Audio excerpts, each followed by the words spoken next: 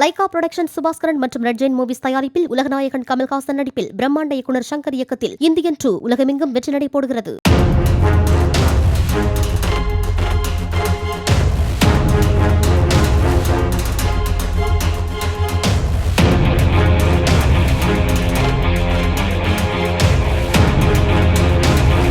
திருச்சி தஞ்சாவூர் தேசிய நெடுஞ்சாலையில் பெல் நிறுவனம் அருகே உள்ள கணேசா ரவுண்டானா பேருந்து நிறுத்தத்தில் நிற்காமல் சென்ற 4 தனியார் பேருந்துகளுக்கு அபராதம் விதிக்கப்பட்டது. பேருந்து நிறுத்தத்தில் பயணிகளை ஏற்ற இறக்காமல் புதிதாக அமைக்கப்பட்ட பாலத்தின் மேலே செல்வதாக புகார்கள் எழுந்ததாக கூறப்படுகிறது. இதுகுறித்து திருவெரும்பூர் வட்டார போக்குவரத்து ஆய்வாளரிடம் பொதுமக்கள் புகார் அளித்த நிலையில் வாகன தணிக்கை மேற்கொண்டு நடவடிக்கை எடுக்கப்பட்டதாக கூறப்படுகிறது.